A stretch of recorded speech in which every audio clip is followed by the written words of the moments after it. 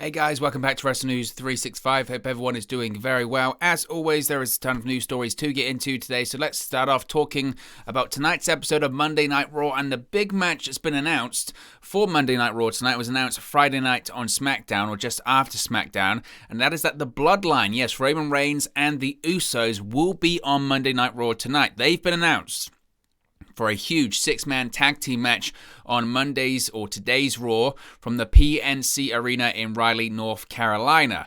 Now, it was noted how the Bloodline would not be working the WWE tour that's been going on right now in the United Kingdom, which is SmackDown specific. WWE has now announced that SmackDown Tag Team Champions, the Usos, and the Universal Champion Roman Reigns will be on Monday Night Raw tonight on the USA Network to face off against the New Day, which of course consists of the new WWE Champion Big E, Kofi Kingston, and Xavier Woods. Now, Big E made his final SmackDown appearance last Friday night on Fox, now that he's an official member of the Monday Night Raw roster. The show opened up with the Bloodline coming to the ring for Paul Heyman to praise his tribal chief. This was interrupted by Big E, who came out to a big pop and the "You Deserve It" chant from the WWE Universe. Finn Balor then interrupted this without his Demon Ring attire, which of course he's going to be using at Extreme Rules when he faces Roman Reigns this coming Sunday. That led to a tag team match as the show went to commercial break. The tag team match saw Balor and Big E defeat the Usos whilst Roman Reigns walked on backstage. I guess, does this make them number one contenders? Every match that's not a title match is a championship contenders match right now, I guess. Maybe. I don't know. Big E later confronted Paul Heyman backstage, but Heyman congratulated him on cashing him in the Money in the Bank briefcase on a champion he could beat because he could not defeat the evil Roman Reigns. Now, Big E teased a match against a big match at Survivor Series against Roman Reigns in November and said, "We'll see what happens when he faces Reigns at the pay-per-view." Big E also teased that the Demon or Brock Lesnar might take the title from Roman Reigns in the upcoming title matches at Extreme Rules and Crown Jewel, respectively. So we get this big match that's been announced for Monday night, or tonight rather, on Raw. There's been a lot of talk about it, hasn't there? There's been a lot of talk about it on social media. It's a ratings grab. It's a ratings grab by WWE. And the short answer is yes, of course it is a ratings grab, but shouldn't that be the point? Shouldn't you be putting on a product, or shouldn't you be demonstrating matches and presenting a TV program that's generated to getting ratings, to getting people to watch? Monday Night Raw for so long, so long, and it has nothing to do with the strong NFL competition. It has nothing to do with AEW Dynamite doing the strong demo ratings that's beaten Raw the last 2 weeks, and it will this week as well. It's got nothing to do with that. Monday Night Raw's booking has been so rinse and repeat, or copy and paste, or a rematch culture, or bad booking, bad finishes, nonsensical storylines, just a bad product, just an overall bad product. So I'm not going to see this announcement that they've done for Monday Night Raw tonight. I'm not going to see them announce the Bloodline versus the New Day and be like, oh, boo, boo, how dare WWE give us a great match. That's good. It's good news that they've given us this match. Now, is it in response to Monday Night Football? Is it in response to AEW Dynamite and the strong demo? Yes, it is. And people can talk, well, Dynamite's on a different night and they've got NFL competition, so you can't really compare them. Of course you can compare them. And the fact that WWE are doing this is evidence that they know people are comparing them. It's an ego thing. WWE, Vince McMahon, they don't want to be beaten by another company. It doesn't matter what night it's on or not. They got beaten on Wednesday nights by AEW, and they certainly don't want to be beaten on Monday nights, even though Dynamite airs on Wednesdays. They don't want that. And again, that's part of it. But also now they've got the competition from the NFL, and I think last week was evidenced by, look, we can put WWE Championship matches in the main event. We can have title changes, essentially come out and say there's going to be a title change tonight, which is what they did with the Big E cashing in. And even that isn't going to be enough because you've got strong NFL competition now, and that's going to be the case until February next year. So they're going to have to get used to it, WWE, and they do this every year. They start throwing stuff at the wall. The problem is that they have eradicated their audience so much because of the bad Raws that we've been used to. We've grown accustomed to at this point. That's the biggest problem with Monday Night Raw. I look at this and I go, great. It's a great match. It's a big match. I thought that it might be a match that they might save for like Survivor Series, but I guess it's probably going to be Big E versus Roman Reigns at Survivor Series. They've already started planting the seeds for that one, and I'm all for a long-term build there. I really am. But the biggest problem with it is when you see this match announced, part of the problem is it's just the case of it feels desperate because that's not what they've been doing. That they've not been doing that so long. We get used to these Monday Night Raws where you just feel as a viewer that they could not be bothered. It's just a case of, we'll just have to put a TV show on. We can't be, we'll just do rinse and repeat. So when they do something big like this, it kind of feels disingenuous maybe. But look, if it takes Monday Night Football, if it takes AEW Dynamite, if it takes whatever it takes to wake Vince McMahon, Bruce Pritchard, the WWE executives, the writers, whoever it may be, if this is what it takes to wake them up and to produce a show that actually people want to watch, then I'm all for it. I have no problem with it. And a bit like last week, you come into Monday Night Raw this week and you go, great, there's something to look forward to, and there's something to be a little bit curious about. There's something to actually be like, you know what? Monday Night Raw might be worth watching, because most of the time it hasn't been. And maybe the standards have been dropped so much that just having a match announced for the show that's exciting feels like the bare minimum. But look, it's exciting. It's a big match, and it's a reason to tune in. And it just feels, I think the reason why people are going, it's a ratings grab, it's this, it's that, is because it just kind of feels like that's something WWE just haven't been doing, putting on shows that people want to watch. Which again, just sounds crazy to say, but it's true. It's true. Now, a couple of other things have been announced for Monday Night Raw tonight. Raw will feature a Women's Tag Team Championship match with Rhea Ripley and Nikki Ash challenging Women's Tag Team Champions Natalya and Tamina Snuka. I've been honest about this before, and I've said my piece about the Nikki Ash thing. Obviously, it's not for me. I think that it's been proven at this point that it hasn't been a success to the point that WWE thought it would be. They gave her the title, took it off her very quickly, I think for that reason. My biggest frustration with this whole scenario is that Rhea Ripley should be nowhere near this. Rhea Ripley should be nowhere near the whole, I'm going to be partners with Nikki Ash. I get it, not everyone can be in the Raw Women's Championship picture, but even when she was champion, and then the whole thing with Charlotte Flair, she did not benefit from that whatsoever. She feels less hot than she's ever felt since she moved to the main roster, and her booking prior to winning the Raw Women's Championship at WrestleMania was just bizarre. Nobody knew if she was a heel or a babyface, and I don't even think the writers or the announcers or anyone knew that, even when they were doing the Thunderdome. Some weeks they were cheering her, some weeks they were booing her. Why? Because they didn't know. They didn't know either. So if it was me, if I was booking Rhea Ripley right now, my response would be, let's try and build her back up. Let's just have her have some programs where she just absolutely dominates people, and then the draft will come and maybe we move some things around. Maybe she can go on SmackDown. Maybe she can challenge there. Because right now it just doesn't feel right. And the whole idea of, strange bedfellows, what a complex tag team. You've got such a contrast in personalities, but they do that on pretty much every show at the moment. They're doing it on the same show. You've got the Raw Tag Team Champions, and that's kind of the storyline there. They're strange bedfellows. You've got Riddle and Randy Orton. They're so different. So why are you doing the same with the Women's Tag Team division on the same show? You're doing it in NXT as well with Io Shirai and Zoe Stark. It just feels like such a crutch, that storyline. Such a crutch. And I think we might see new Women's Tag Team Champions. I really do. We've also had announced Jeff Hardy versus Sheamus for Monday Night Raw. It will have Extreme Rules implications. If Hardy wins, he will be added to the Sheamus versus Damian Priest match at the pay-per-view to make it a triple threat. I know he lost last week, but I could certainly see Jeff Hardy being added to that. There was a lot of uproar, wasn't there, about Jeff Hardy being involved in the 24/7 championship chase a couple of weeks ago, and people weren't wrong to be upset by that because it's ludicrous, frankly. So I could see him being added to that. Finally, we have a Alexa's Playground segment announced for the show as Alexa Bliss and Lily welcome Raw Women's Champion Charlotte Flair. I guess maybe Charlie will be there as well. Less said about that, the better, to be honest with you. Less said about it, the better.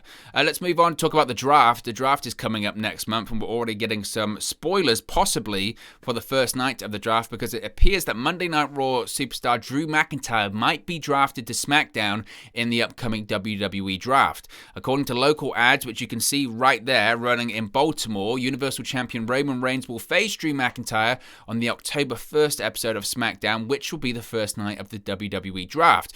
Well, there's no guarantee this match will air on television, as the card is, of course, always subject to change. The Reigns versus McIntyre match is being advertised with the Universal Championship on the line. There is also a possibility of it being a dark match. The ad also might be a spoiler, as if you didn't know, but it might be a spoiler that Reigns will successfully retain his title against the Demon Finn Balor at the upcoming Extreme Rules pay-per-view. As per the advertised card, Raw Tag Team Champions Riddle and Randy Orton and Bobby Lashley have been announced for the Baltimore show. The second night of the WWE Draft will take place on October 4 on Monday Night Raw. So again, this could just be a dark match, or considering that Raw and I would assume both Raw and SmackDown stars are going to be on that show. I don't know. I don't see how you would build to a Universal Championship match between Reigns and McIntyre unless you shoot an angle between now and then, but I just don't see how that would fit. I don't know if it's necessarily a spoiler that McIntyre is going to move to SmackDown, but what I will say is I think McIntyre will move to SmackDown because he kind of feels a bit lost at this point on Raw, and he just McIntyre, I do sympathize for him because look, Drew McIntyre,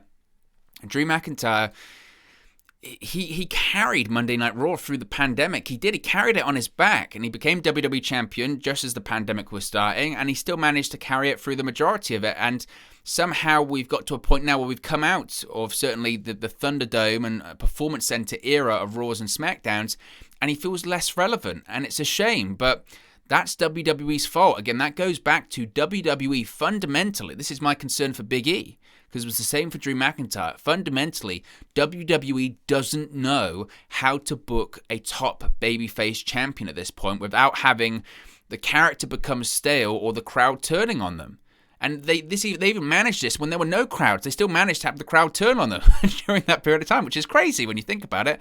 But that's an issue they've had for years at this point. We're talking going back to John Cena, and then Roman Reigns, and then Seth Rollins, and then Drew McIntyre. They just can't do it.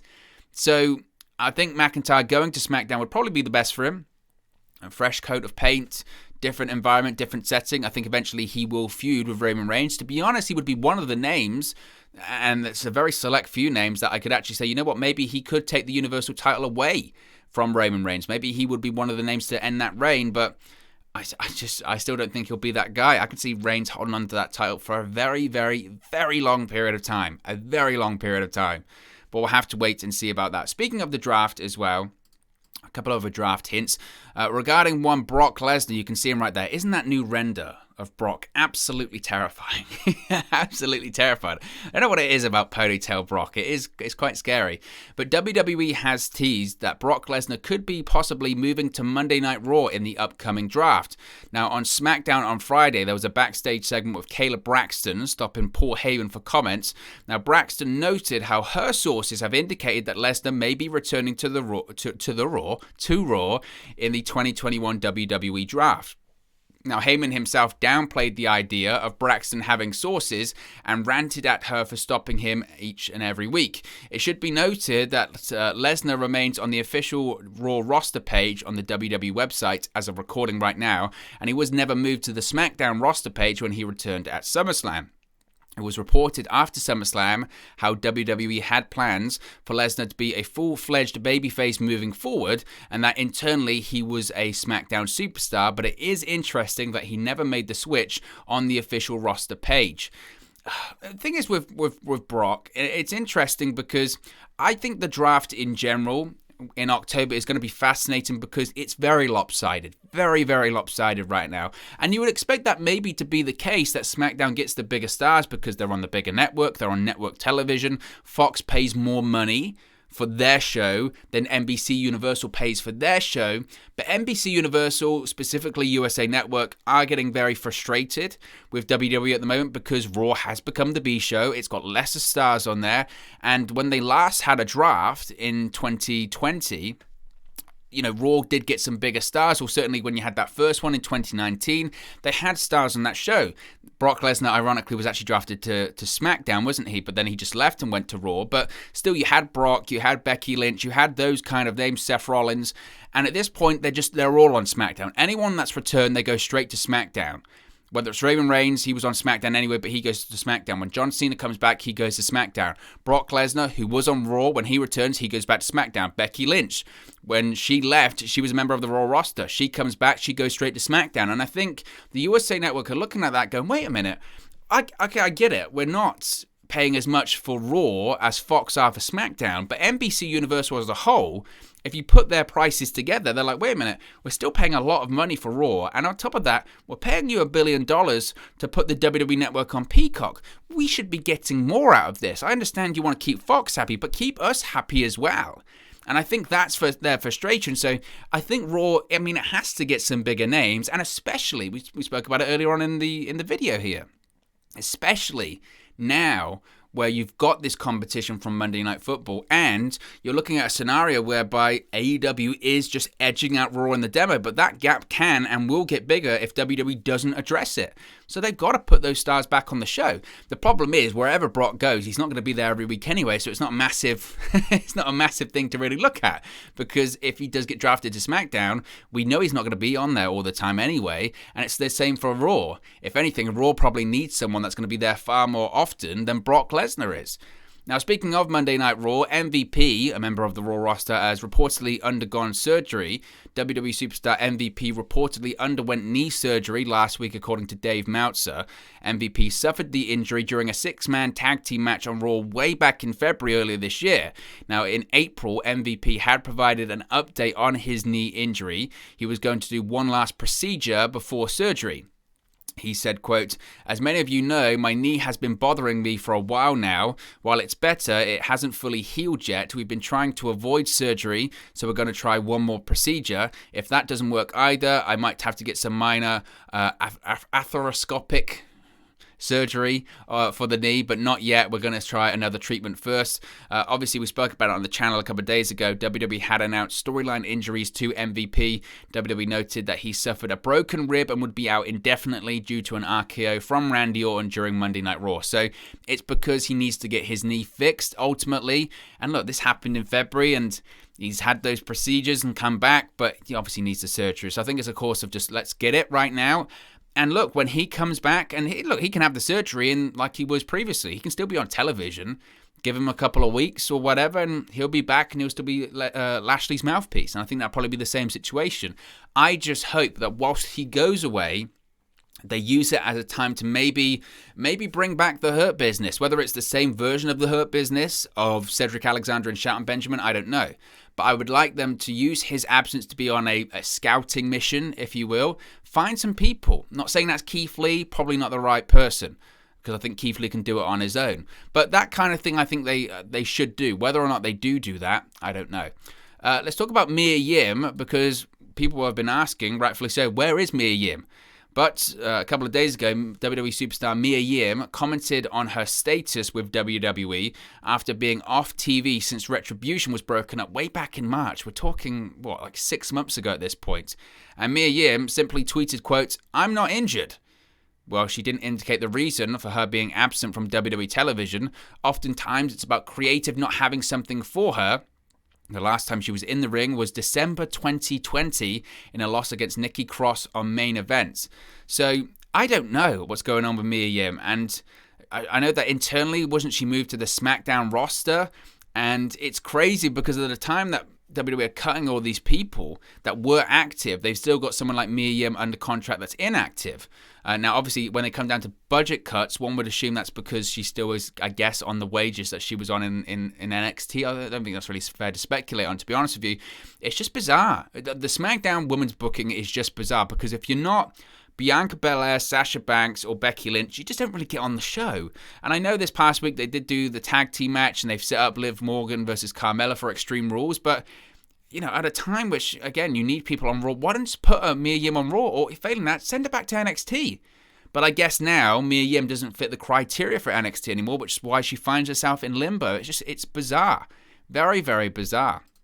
Speaking of SmackDown, we have an Intercontinental title match announced for this coming week now, edition of SmackDown, the Extreme Rules Go Home edition of SmackDown on Fox. Now, WWE has announced that Intercontinental Champion King Nakamura will defend his title against Apollo Crews on Friday night. This will be Crews' rematch for the title, even though rematches don't exist, remember, after Nakamura won the title back on the August 13 edition of SmackDown. This past week on SmackDown saw Rick Boogs defeat Robert Roode while Nakamura and Dolph Ziggler were at ringside. After the match, Boogs and Nakamura celebrated with Pat McAfee until Crews and Commander Aziz attacked. They destroyed Nakamura and Boogs at ringside and left them laying. Crews then hit the ring and declared that Nakamura has made a mockery of the Intercontinental title, so he's going to take it back. I could care less, to be honest with you. I could absolutely care less. I don't know what's going on with this, because you've got King Nakamura, or Shinsuke Nakamura, who wins the title. You're like, right, they're going to do something with Shinsuke Nakamura, and they did nothing with him. They've done absolutely, he won it back in August, and since then, they've done nothing. If anything, Rick Boogs has got more over than Shinsuke Nakamura over the course of the last 6 weeks or so. Apollo Crews won he got built up by losing earlier this year to Big E time and time again, won the title at WrestleMania, and then just continued to lose, to the point where he lost the title and you felt like Vince McMahon's obviously got bored of Apollo Crews once again, and now maybe he likes Apollo Crews again. I don't know. I really don't know. I like Apollo Crews, and I think he's a great worker. I was impressed by his commitment to the character, shall we say, but I'm still not a fan of the gimmick. I think it reeks of 1985 WWF booking. I mean, it really does. It's no different than something you would see on a Tuesday Night Titans or WWE Superstars in the 80s of suddenly Apollo Crews, he has a Nigerian accent and he's got a commander behind him. It's just like, I really don't get it. I don't think it has any place in modern pro wrestling, to be honest with you, but that's the brain trust in charge right now. That's their feelings when it comes to it. But again, I just don't get it. I really don't get it. Finally, let's talk about Naomi, who has had a storyline fine after her segment this past week on SmackDown. Since showing up on SmackDown, Naomi has yet to have a match on the blue brand. Backstage during this week's show, or last week's show, Naomi confronted WWE official Sonya Deville and demanded she get a match. She said, quote, "I've been more than patient and more than respectful, so I'm not going to play this game with you anymore. When is my match? I don't know what your issues are with me, nor do I care, because I've been here longer than you. I've accomplished way more than you, so you're acting if I don't deserve to be here. It's pretty bizarre. I'm a two-time Women's SmackDown champion, okay? One thing you clearly don't know about me is that I never quit. So mark my words, one way or another, I'm going to get my match. Now, do you feel that?" Now, WWE since storyline fined Naomi for an undisclosed amount for insubordination. So I don't really know where they're going with this one. Maybe, hopefully, a match of Naomi and Sonya Deville, or she gets ignored time and time again by Sonya Deville, and then goes, you know what? I try to play nice. I'm going to go talk to my husband, and then talks to the Usos, and then suddenly, bang, you've got Naomi as being part of the Bloodline. Maybe that's the way they'll go. But look, guys, as always, this is just one man's opinion. What are your thoughts on all of these WWE news stories we've spoken about today? Let me know your thoughts in the comment section below. I'll do my best to respond and reply to all of your comments. Really enjoy interacting with you guys, talking about WWE, AEW, Impact Wrestling, New Japan Pro Wrestling, all things pro wrestling here on the channel. So be sure to get involved with the community, drop a comment below. All opinions are welcome. If you have enjoyed this video, please do smash a like on the like button too. Really does help us out here on YouTube. Got the rankings and get into people's recommendation feeds if they haven't seen our videos previously. But most importantly, if you haven't already, please do subscribe to Wrestle News 365. You can do that by clicking the bottom right hand corner of the screen right now, or if you wait a few seconds, there'll be a subscribe button at the end of this video along with another video for you to watch. Thank you very much for watching, listening, streaming, or have you come across this video today, and I'll speak to you again very, very soon. Hey guys, thank you for watching, listening, streaming, or however you come across this video today. Be sure to click on the video on the right there to watch our next video, or click the bottom there to subscribe, or the bottom right hand corner. Thank you very much, and I'll speak to you again very soon.